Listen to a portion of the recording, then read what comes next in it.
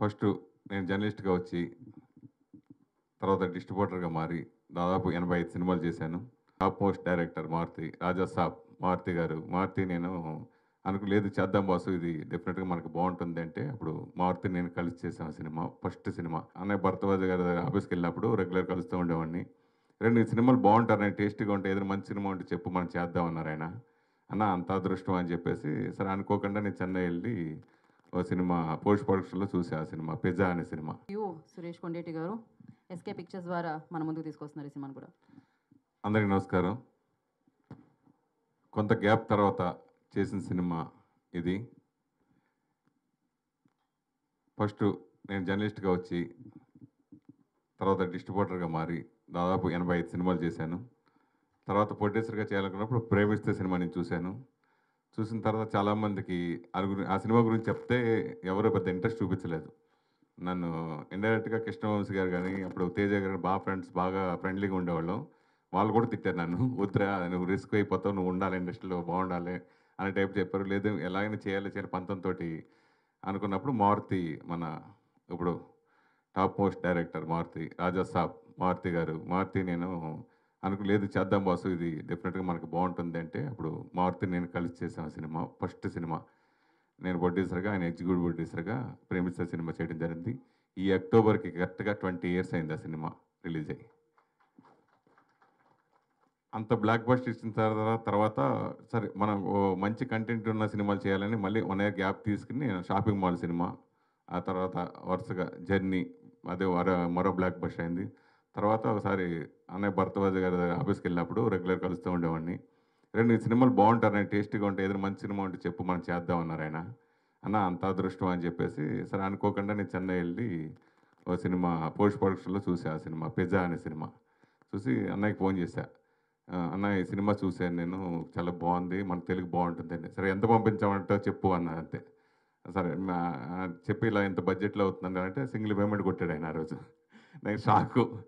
సరే ఆ రోజు తమ్మారెడ్డి భరద్వాజ్ గారితో కలిసి ఆ సినిమా నేను చేయటం నిజంగా ఆ జన్మాంతం అన్నయ్యకి రుణపడి ఉంటాను. ఎందుకంటే దాసనారాయణ గారి తర్వాత మన దాసనారాయణ గారితో చెప్పుకోలేని పనులు కూడా చాలా వరకు ఇండస్ట్రీలో సమస్యలన్నీ తీర్చే కార్మికుడు మన తమ్మారెడ్డి భరద్వాజ్ అన్నయ్య. అంత అలా ఇండస్ట్రీలో ఏ ప్రాబ్లమ్ వచ్చినా అన్నీ చిటికలో సార్ట్ అవుట్ చేసే మనిషి ఆయన. ఇండస్ట్రీ పెద్ద. సో, ఆయనతో కలిసి నేను ఆ సినిమా చేయడం అదృష్టంగా ఫీల్ అయ్యాను.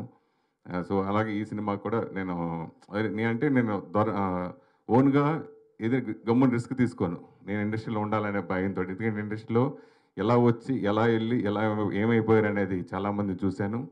కానీ ఇంత జాగ్రత్తగా ఉన్నాను కాబట్టి ఈ 35 సంవత్సరాలు నేను ఇక్కడ ఇండస్ట్రీలో ఉండగలిగాను. సో, తర్వాత ఈ సినిమా బావుంది.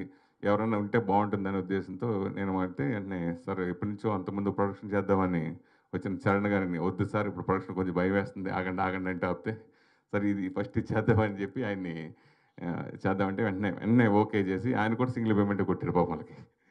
సో, అలాగా చేస్తే ఈ సినిమా మీ ముందుకు ఎందుకంటే ఈ సినిమా నేను ట్రైలర్ చూసిన తర్వాత బా నచ్చి రిలీజ్‌కి చెన్నైకెళ్ళిపోయా. ఎళ్లి రిలీజ్ రోజే చూసా. థియేటర్‌లో చూస్తే ఆ రోజు మార్నింగ్ షోకి బుక్ చేసుకుంటే టికెట్లు లేవు. సరే ఈవినింగ్ మళ్ళీ నైట్ సెకండ్ షో చూసా. చూసిన నాకు నైట్ నిద్ర పట్టల. ఇది ఎట్టి పరిస్థితుల్లో తెలుగు ప్రేక్షకులకు అందించాలి.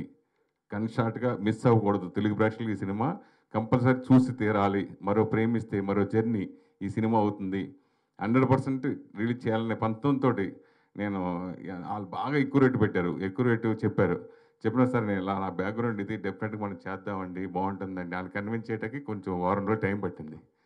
సో, ఇప్పుడున్న పరిస్థితి ఇయన్నీ తెలుసు మనకి. థియేటర్‌లకు సంబంధించి జనాలు రావట్లేదంటే, లేదు ఈ సినిమాకి నాకు కంటెంట్ మీద నమ్మకం ఉంది. వస్తారు అనే నమ్మకంతో ఆ నమ్మకం నాకు నిన్న ప్రీమియర్ షో ఇచ్చినప్పుడు నెరవేరింది. నిజంగా మురళీమోహన్ గారు లెజెండరీ మురళీమోహన్ గారు గాని వీళ్ళందరూ వాళ్ళ కంట తడి పెట్టుకొని అంత అలా ఎమోషనల్‌గా నిన్న మాట్లాడిన మాటలు super success blockbuster hit కొట్టాను అనిపించుకున్నారు.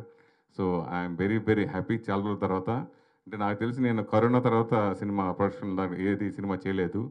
సో, ఇప్పటి తరానికి ఒక 5 ఏళ్లలో వచ్చిన జర్నలిస్టులందరికీ, యంగ్‌స్టర్స్‌కి అందరికి నేను తెలియకపోవచ్చు.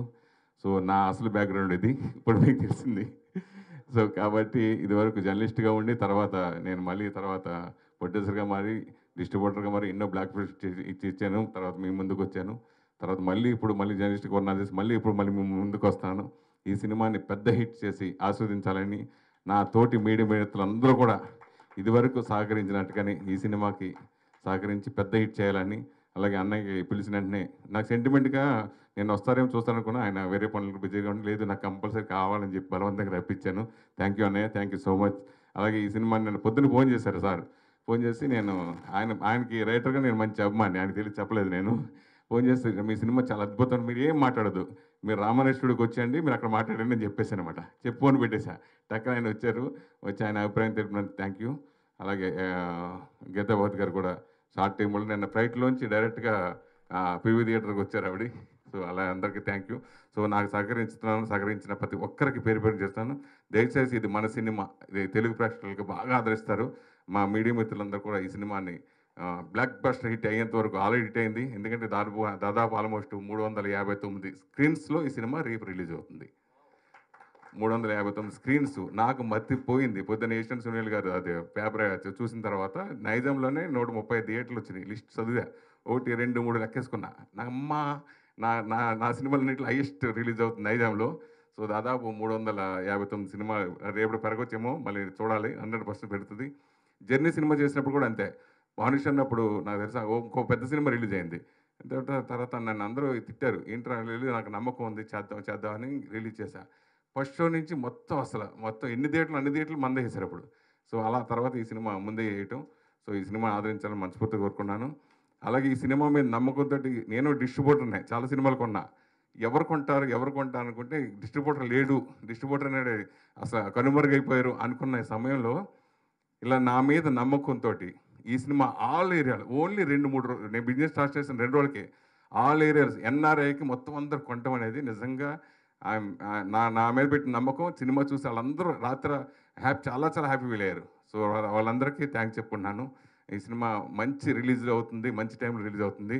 ప్రేక్షకులు ముందుగానే నాకు రేపు ఎల్లుండి అవుతున్నాను 3 రోజుల్లో మీ అందరు థియేటర్కి చూసేయాలని మనస్ఫూర్తి కోరుకుంటున్నాను. Thank you so much.